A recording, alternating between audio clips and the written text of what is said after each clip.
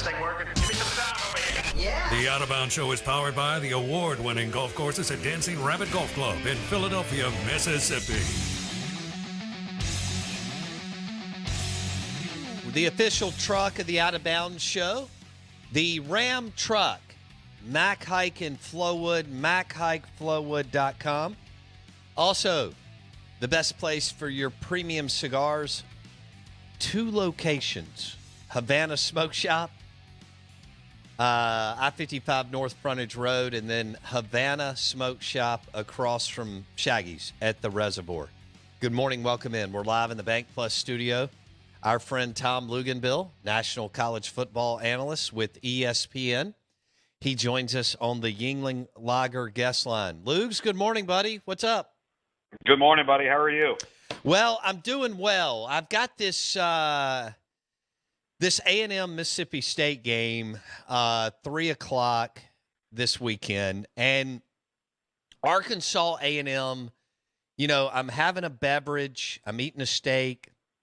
Saturday night, we get back from tailgating after the game, Mississippi State Bowling Green, and I'm watching this game, and it's smash mouth football and all that kind of stuff. And Arkansas gave away the game, I thought, but it was very entertaining and fun to watch. I thought the better team lost, but I know A&M has more talent. They're still not playing offense the way that they should play. So as you look at what but A&M's winning. They beat Miami. They beat Arkansas. They did what they need to do. As you look at that and go 5-6 days from now into Starkville, Mississippi, what is the key matchup that you're looking for between A&M and Mississippi State? Whether or not A&M will be able to handle the environment and the noise and the quarterback position being what it is for A&M, because I agree with you. I don't think they're a very good offensive football team. They might have more talent, but they don't play like it, and I think they're very average at quarterback. And when you go into that environment, especially if you get backed up into that closed end zone, it can really wreak havoc. It can create false starts. It can create procedure issues, communication issues that lead to a lack of execution. I'm really interested to see how much better A&M can continue to grow, because we know what Mississippi State's going to have under center. We know what they're bringing to the table and what the challenges are defensively for A&M. I think this is all about the continued growth of Texas A&M on offense. And I don't know about you, going back to that game this last weekend, but I don't know if I've ever seen a game turn on one play the way that game turned on the fumble and return from the touchdown, 99 yards the other direction. Arkansas could not recover. They couldn't recover from it. It was as if like that happened, and every single moment from that point on, Arkansas's focus was, I can't believe that just happened, instead of worrying about the next play. I agree, man. I agree. So with Anais Smith going down for A&M, big-time talented wide receiver, and as you said, Lugs, them continuing to try to figure it out on offense. And I know they've got other players than the one I'm about to reference, but it's basically A-Chain right now, and that's it. I mean, the only other guy that had carries in the game was Max Johnson. I mean, every team just about in college football gives it to at least two other running backs throughout a game, even if it's just 4 or 5 carries combined. So what kind of impact does that have on A&M with Anais Smith going down, Luke's?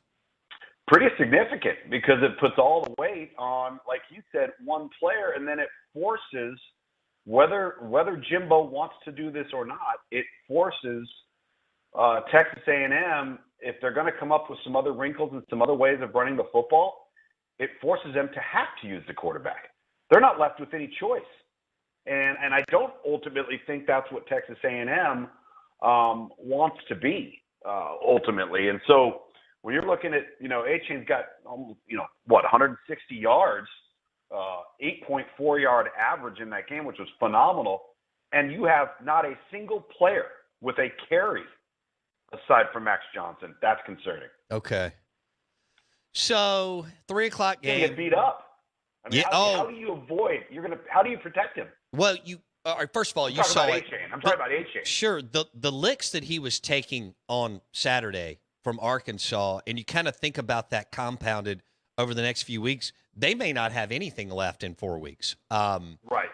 So 3:00 game, you've been to Starkville, you've called games there. Like you said, there'll be 63,000 people there going nuts. They'll have some juice in them and all that stuff.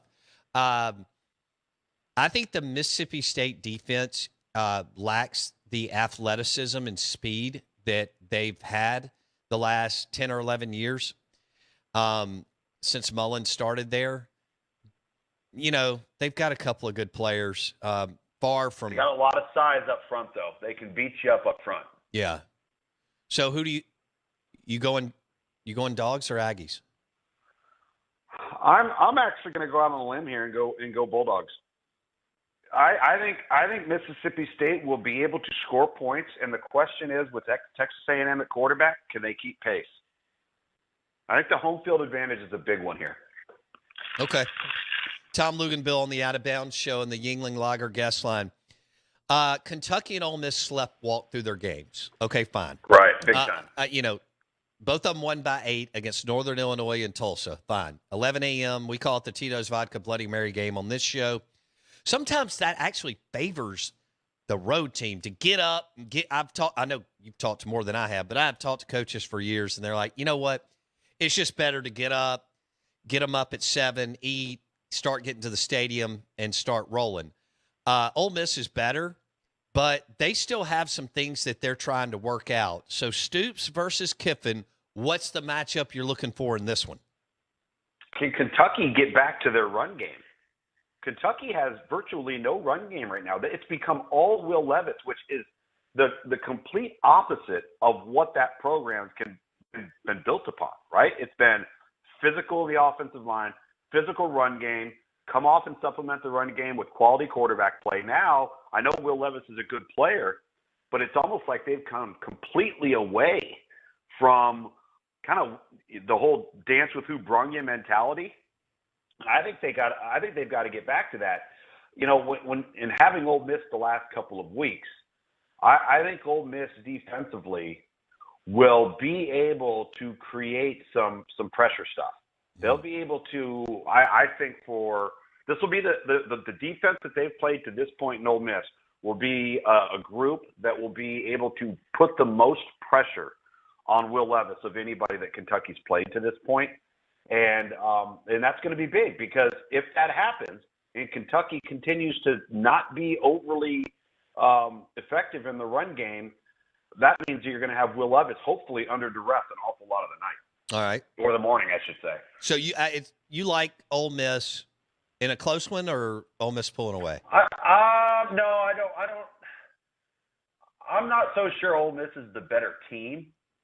So I would not be surprised to see Kentucky win this game, but I do think it will go late into the fourth quarter. Okay. This is a toss-up game for me. Toss-up. All right. Auburn. Let's go to Auburn. I mean, I'm not sure. They may have fired him on Sunday if he had lost. So Missouri misses the field goal in regulation, Tom, from 26. Forget that. Why didn't Auburn kick the field goal to win it? Well, that's a good point. That's a good point. I mean, they went for it on fourth down on what would have been a 46-yard field goal and lined up in the most obvious we are going to run the ball formation in the history of college football. I mean, and you're terrible in the offensive line. You know you're going to run it because the quarterbacks stink. That might be the worst quarterback room of anybody in college football, right? And you have this Tank Bigsby player. I feel Tank Bigsby to me is the most wasted college football player in America. It kind of reminds me of when Cam Akers had to play behind that horrible offensive line. Oh, wow. State, right? Wow. It's the same. He's just getting lost in the shuffle. How is Robbie Ashford your biggest running threat? Give me a break. Yikes. Okay, so, the guy, you mentioned those two plays, and then the play in OT fumbles into the end zone. LSU is still trying to figure it out, but they go. They're pretty good. I know they are. They're pretty good. I just think that they could boat race Auburn this weekend. Luke. They absolutely could. And I think Jaden Daniels will be fine. Brian Kelly said he could have come back in the game if they needed him to. But instead, what do? They get Garrett Nussmeier some quality work. He throws 3 touchdowns. So I thought that was smart on Brian Kelly's part. But whatever it is that Brian Kelly did, and I bet you after that Florida State game, he brought that coaching staff in there and that team in there and went scorched earth on all of them. And essentially said, this is not how this is going to go here. And that's it. And they responded. You know, like I said, talking about A&M responding, LSU has responded. And don't kid yourself. They played horrible against Florida State, but look out because Florida State's pretty good. Florida State Are pretty good. They're going to cause some problems in the ACC. And they just keep getting momentum. They just keep getting more confidence. They're the complete opposite of everything we've seen from the last 5 years down in Tallahassee. I actually have them this week. I got Florida State in Wake Forest, 3:30 ABC, which might end up being the game of the day if Wake Forest can recover from that actual track meet they were in with Clemson. Yeah. This is going to be interesting to see if FSU can stay clean the next 2 weeks, and then when Clemson goes to Tallahassee, what that looks like. Luke. Well, when Clemson goes to Tallahassee, I'm not so sure by the time they get there that Clemson won't be as good, if not the better team. Okay. Excuse me, Florida State. Oh, yeah, I was thinking FSU. Team. Right. Yeah. I like where Norvell's going. Tom Luginbill, national college football analyst, ESPN on the Yuengling Lager guest line. Lugs, I had another coach tell me yesterday, not many people have the stones to do what Arkansas did and hire a coach and know you aren't going to win the press conference on announcement day, but hiring the perfect fit for your program and your league. And I know they lost this past weekend, and they draw a brutal draw with Alabama, but are they capable of getting up off the mat and making this game interesting in Fayetteville? It's a great question. We're going to find out because it's very, very similar to what Texas A&M has had to go through since losing to App State. Are you going to feel sorry for yourself and let A&M beat you twice? Or, to your point, are you going to get off the mat, focus on what's next? I think that they are such a veteran-led, healthy locker room type of group that I don't see them having a problem responding and playing well. I just don't. I don't think that's in their makeup. Their leadership, their head coach, the people that they have, in whether it's Drew Sanders on defense, whether it's KJ Jefferson on offense, there's too much of a foundation there. I could be wrong. Listen, I think they're a really good football team. Do I think that they are a football team that's good enough to win the FCC West? No, I don't. Not from a talent perspective. And I think as the season wears on, you're going to see LSU continuing to gain more momentum. One, if not both of the Mississippi schools may continue to gain more momentum. And it will be interesting 5 weeks from now to see where Arkansas sits in the standings. Is Tennessee good enough to beat Bama or Georgia? I don't think so, because I don't think they're equipped up front on either side of the ball to the level that Georgia and Alabama is. Now, are they improved in those areas? Yes. And in the offensive line for Tennessee, there's a lot of experience in that group. That group has guys that have started since they were true freshmen, guys like Darnell Wright, who was a high-profile recruit at offensive tackle. He's been in the lineup since the moment he arrived. So I think that they're improved. I still think that Tennessee, to beat one of those two teams, would need some help. You hear me say that all the time. If you're going to beat those teams, you need to play your best, and the other team needs to help you. So I do think that they're probably put themselves in a position to be in a competitive football game in the second half. Will they have the depth to be able to finish the job? I don't know. I think that's a fair question. All right, real quick, I want to go back to A&M, Mississippi State. Does MSU have to play their best, and do they need help to beat A&M? I think they need to play their best. I don't know if they necessarily need help. I think that the help that they're going to get is playing at home. Okay. Interesting what you just said about Tennessee. Tom Luginbill on the Out of Bounds show. Do you think as LSU continues to do their thing and get the reps under these two new systems and so on, I think you're kind of going towards LSU. But is the third best team in the conference behind Georgia and Bama? Is it LSU or is it Tennessee? Oh, man. I want to lean and say Tennessee, but I know Tennessee defensively does not have what LSU has in their front seven. So I'm going to give a slight nod to LSU and the momentum that they're gaining. Okay. If you had to put $100 on it that Harsin is still the head coach after the bye week against Arkansas, which way would you go at Auburn? I would say that he's probably not going to be. Yeah. I just don't see this thing having a happy ending just because the problem is with the problems and the issues that they have, there's no answers.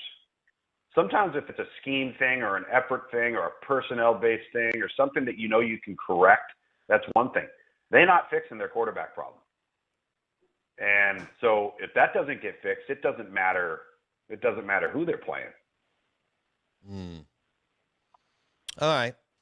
Let's go to recruiting, which you've headed up for 15 years at ESPN. We've got 3 super recruiters that I want to talk about that I think people question their X's and O's ability or who they surround themselves with. Now, one has just gone back-to-back wins. Cristobal, Fisher, Sark. And it's about to get a lot more difficult for Sark in another year or two. I don't think Texas and Oklahoma have any idea what it's going to be like to rip off 4 games in a row in this league and what we've experienced for years. Who do you have more confidence in as far as the 3 super recruiters to figure it out and get the X's and O's part right and win a bunch of ball games the next few years? Are we including Brent Venables in this? Yeah, why not? He's the guy that I would say I have the most confidence in. I think even after them losing to K-State on Saturday? Yeah, I think if they're going to build it up and they're getting ready to embark on joining the SEC, he fully knows and is aware of the type of player that they're going to have because he's had those types of players at Clemson. He is a tireless, relentless recruiter. They're killing it in recruiting right now. I think that he's probably the most equipped. I think from a conference affiliation standpoint and a marriage between the head coach and the AD and what can be done at this certain place, Mario Cristobal would probably be second on my list.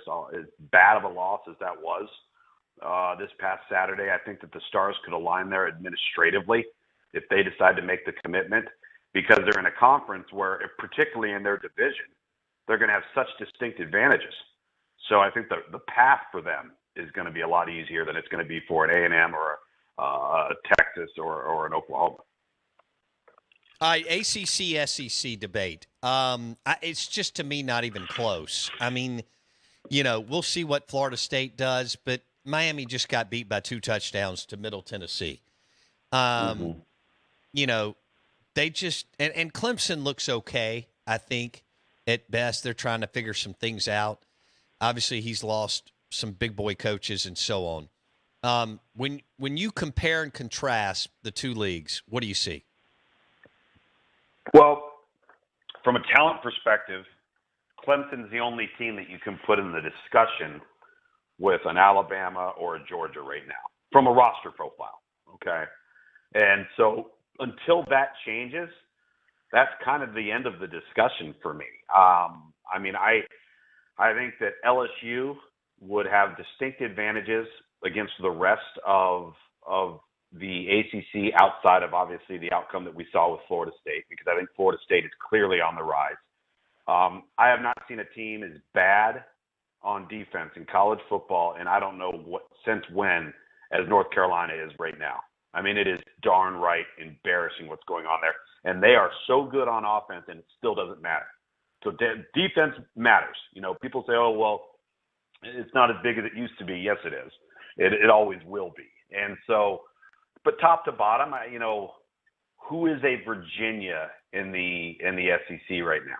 Like I think that Missouri? Nah, I think Virginia's better than Missouri. I really do. I think Virginia's better than Missouri. But that's a pretty good comp. I would say that, does the ACC have a Vanderbilt? I don't know. I mean, you look at the Atlantic Division. I think the reason why the ACC, is getting some of the love that they're getting right now is it's really, really good quarterback play. I mean, Jordan Travis is playing out of his mind right now. You've got Sam Hartman playing really, really well. Brennan Armstrong at Virginia. Garrett Schrader even at Syracuse. Schrader, baby. Former He's Mississippi State lighting guy. it up. Yeah, he's lighting it up. It's just top to bottom, the quarterback play. I mean, even, Malik Cunningham, Louisville's not playing great football right now, but that quarterback is very, very difficult to deal with. So, Devin Leary at NC State, the quarterback position is probably giving more attention to the conference overall than it maybe deserves, but the position itself does deserve it. Okay, Auburn. Should they go get Hugh Freeze? Yeah, I don't think it's a move that they shouldn't entertain. Now, I think my issue with the Auburn job is, would a lot of people say, okay, we're just hiring Gus Malzahn again? Is that how that would be viewed? And fair or unfair, I can see why people would ask that question. The issue with me isn't so much about who Auburn hires. The issue for me is the problems internally with their infrastructure. I mean, that's a job where you're hired to be fired, Bo. Right. And there's way too many hands in the cookie jar. Now you're going to get rich if your goal is to sign a big money contract and be fired 3 to 4 years down the road and walk away. I mean, think about what Auburn's embarking on right now. They're going to have to. They just paid $21 million to Gus Malzahn. They would have to pay out Brian Harsin plus the new contract on a new guy. Is anybody in that institution going to get the message that maybe we need to start looking inward at why this is happening? There's too many people with their hands in the cookie jar? I don't think the Yellowwood guy and those guys are going to do that. Look in the mirror. They're just going to be like, all right. Then they're going to get more of the same. If you're Arizona State and let's say you don't get or you don't want Harsin as your number one guy once he gets let go, do you give a long look to Deion Sanders? Potentially, and I also think you give a long look to Dino Babers if he continues to have a good season because he's coached there before. Syracuse. He has a history. Yeah, he has a history at Arizona State. So that could be one. Arizona State is one of those jobs that should be a good job, but it's not a great job, Bo, because the institution won't allow it to be. Yeah, I agree with you. I agree. All right. Have a good week, buddy. We appreciate it. Will do. Thank you, man. Tom Luginbill, national college football analyst with ESPN. He joined us on the Yuengling Lager guest line. You know the show on Monday is brought to you by Farm Bureau Insurance. Local agents, competitive rates, fast, friendly service, favorites.com. Favorites.com. Bundle your car and home today. Save with your local Farm Bureau Insurance agent. As Jake Mangum says, go local. Go with the home team. Tom Luginbill joined us on the Yuengling Lager guest line. Enjoy lunch today at Bulldog Burger on Lake Harbor in Ridgeland. Back in a second.